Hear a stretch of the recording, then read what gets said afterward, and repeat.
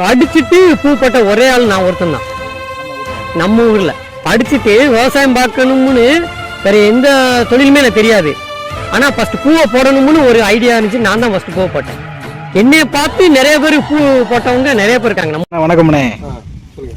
நம்ம பேரு கிருஷ்ணசாமி, கே கிருஷ்ணசாமி. ஊரு பீக்கில்வெட்டி. தாலுகா வந்து எட்டாவது தாலுகா, கோயில்பட்டி மாவட்டம். இப்போ கோயில்பட்டி மாவட்டமா மாதிரி? தூத்துக்குடி மாவட்டம். சரி சரி. என்னதெல்லாம் விவசாயம் பண்ணிட்டு வரீங்க? விவசாயம் எனக்கு வயசு 51 வயசு விவசாயம் பண்ணிட்டு தான் இருக்கேன். பிறந்ததுல இருந்து விவசாயம் தான் பண்ணுதீங்க? 10 வயசுல இருந்து ஆரம்பிச்சாச்சு. 10 வயசுல இருந்து விவசாயத்தை கைவிடாம பார்த்துட்டு வரீங்க. என்னதெல்லாம் பயிரிட்டு வரீங்க? இப்போ மக்காச்சோளம் போட்டிருக்கேன், பருத்தி போட்டிருக்கேன், மிளகாய் போட்டிருக்கேன். இப்போ நம்ம நிற்கிற இடம் வந்து மிளகா ஃபில்டர்னு நினைக்கிறேன். ஆமாம், மிளகாய் தான். இதில் என்னென்ன நோய்கள்லாம் அனுபவிச்சுட்டு வரீங்க? நோய் வந்து இப்போ சுருட்டைகள் ரொம்ப தாக்குதல் இருக்குது. ரெண்டாவது பூ கொஞ்சம் நிற்க மாட்டேக்கு. பூ நிற்கமா? ஆமாம். இப்போ கோயில்பட்டி அப்படின்னாலே மானாவரின்னு சொல்கிறாங்க. இது முழுக்க மானாவரியா? இல்லை, இது எங்களுக்கு மானாவரியும் இருக்குது. ஆனால் தள்ளி இருக்கு. ஆனால் இங்கே ஃபுல்லாகவே கிணறு பாசனம் தான். கிணறுல தண்ணி எப்படின்னு வத்துமா? தண்ணி நம்ம கிணறு வத்தும், பக்கத்து கிணறு வத்தாது. நம்ம கிணறு வத்து தான் செய்யும். அப்படி வெட்ட முடியல, சூழ்நிலை அந்த மாதிரி இருக்குது. சரி. இப்போ மிளகாய் எடுத்துக்கிட்டிங்கன்னா என்ன கண்ணெலாம் எங்கே வாங்குறீங்க? கண் வந்து இதுக்கு முதல்ல சிவாஜி பெங்களூர் கண்ணுனாங்க, ஆந்திரா கண் வாங்கினோம். அது ஒன்றும் நம்ம தலைக்கு செட் ஆகலை. சரி. இப்போ நானா பாவி நான் என் விதையில் எடுத்ததான் இப்போ எனக்கு நல்லா இருக்கு. ஓ, இதெல்லாம் நீங்கள் எடுத்தது? ஆமாம், இது பூரா நான் நல்லா ரகமாக பார்த்து எடுத்தது. இப்போ எங்கள் ஊர் சைடு, இப்போ எங்களுக்கெல்லாம் ஊர் திருநெல்வேலி. சரி. எங்கள் ஊரில் மிளகாய் தோட்டம் போடணும்னா உங்கள்கிட்ட வந்து கண் வாங்கிக்கலாமா? கண் வாங்கலாம். கொடுப்பீங்களா? நீங்கள் முதலே சொன்னீங்கன்னா பாய் போட்டு கொடுத்துருக்கேன். கொடுத்துருக்கேன். ஓ, இப்போ இது கூட இந்த இன்னும் 10 பாத்தி புடுங்காவது கொஞ்சம் கிடக்கு. இவ்வளோ கண்ணை சின்ன கண்ணா இருக்கு. சரி சரி. அது எப்படி நம்ம விவசாயத்தை ஒரு இதுதானே, அதாவது நட்பு. ஆமாம், அது நம்ம கொடுக்குறோம். அப்புறம் அங்கிட்டு இருந்து உங்கள் ஆற்றுகள் விதைய நம்ம கட்டு வாங்கலாம்ல. நிச்சயமா. இப்போ எடுத்துக்கிட்டிங்கன்னா இப்போ மிளகாயில் வந்து இது எத்தனை நாள் பயிர்னு இருக்குது? இப்போ நிற்கிற இடம் வந்து கார்த்திகை மாதம் நட்டினேன். கார்த்திகை 1ஆம் தேதி நட்டினது. எத்தனை நாள் பார்த்துக்கோங்க. களை வெட்டுறதா இல்லை களை மருந்து அடித்து வளர்த்துருக்கீங்களா? களை வந்து முதல்ல தரிசாக இருக்கும்போது களை மருந்து அடித்தேன். சரி. ஒரு மருந்து அடிச்சுட்டு அதுக்கப்புறம் இப்போ வந்து 5 களை வெட்டிருக்கு. 5 களை ஆள் வச்சு தான். ஆள் வச்சு முழுக்க ஆள் வச்சே வெட்டிட்டு வரேன். 5 களை ஆச்சு. மருந்தும் பார்த்தீங்கன்னா எத்தனை நாளைக்கு ஒரு மருந்து அடிக்கிறீங்க? இப்போ ஒரு 6-7 மருந்து ஆச்சு. இப்போ இவ்வளோ மருந்து அடிச்சது இல்லை இதுவரை. அடிச்சு இது இப்போ 2 வருஷத்துக்கு முதல்ல இவ்வளோ மருந்து அடிக்கிறேன். மொத்தத்திலே பழம் வர்றதுக்கு வரைக்கும் 4-5 தான் செல்லும். இன்னும் பழம் வருது இன்னும் 1 மாதம் ஆகும். ஆனால் இது வரைக்கும் 6-7-8 மருந்து ஆயிடுச்சு. 8 மருந்து ஆயிருக்கு. 10 நாள் குறுக்கு அடிப்போம். 5 நாள் 6 நாள் குறுக்கு அடித்தா தான் அந்த நோய் கேட்குது. மேற்கொண்டு இப்படிலாம் இருக்குது. என்னன்னு தெரியல. முன்னாடி நீங்கள் ஒரு 20 வருஷத்துக்கு முன்னாடி விவசாயம் பண்ணதுக்கும் இப்போ விவசாயம் பண்ணதுக்கும் எதுவும் வித்தியாசம் இருக்கா? இப்போ வந்து நல்லா காடு விளைஞ்சது, சம்பளமும் கம்மி. சரி. 150 ரூபா 200 ஆளுக்கு இருந்து பறிச்சாங்க, பறிச்சு எடுத்தாங்க. இப்போ 450 ரூபா கேட்காங்க ஒரு ஆளுக்கு. ஆமாம், ஒரு நாளைக்கு 450 ரூபா கூலி.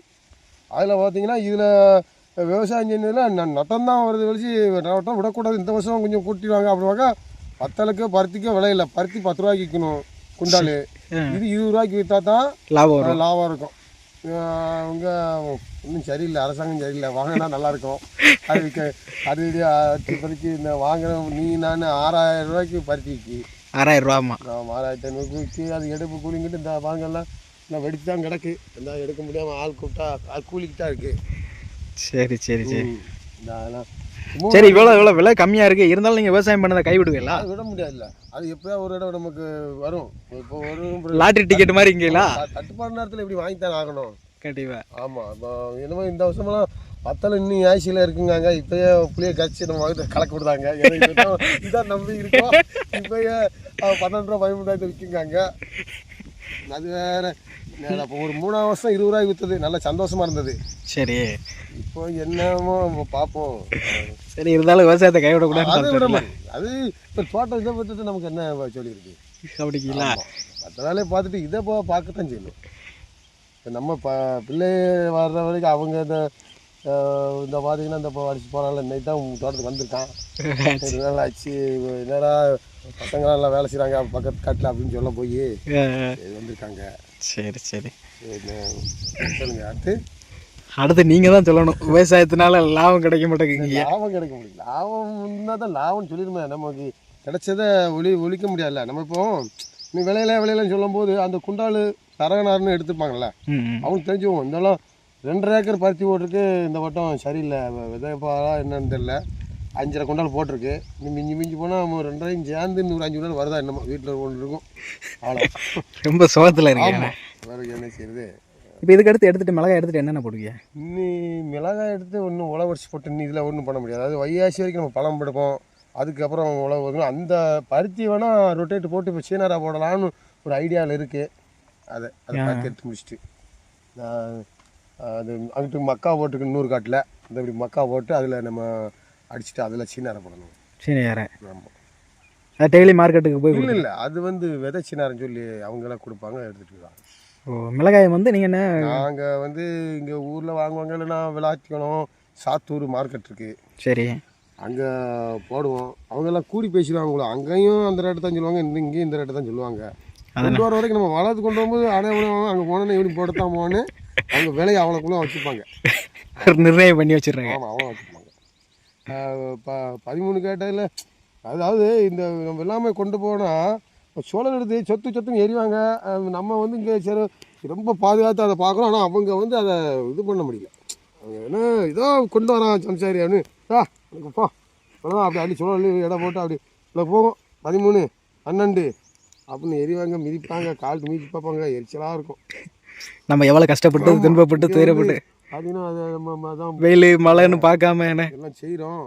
மார்க்கெட்டுக்கெல்லாம் போகும்போது ஒரு மாதிரி அவங்க பேசி மிதிச்சு இப்படி வத்தல் கும்மியாக தட்டுவான், இப்படி மிதிப்பான். இது காய்ச்சல் இருக்குது, இது சவக்கடிக்கு தண்ணியை போட்டிருக்கான் அப்படிம்பாங்க. விவசாயிகளையும் மதிக்கிறது இல்லையாங்க சொல்லிட்டு அவங்க அப்பதான் பண்ணுறாங்க. அப்போது சரி வாங்க போவோம். அப்புறம் வெயிலின் தாக்கம் அதிகமாக இருக்குது. சரிண்ணே, ஓடி கிளம்புவோம். சரிண்ணே, நன்றிண்ணே.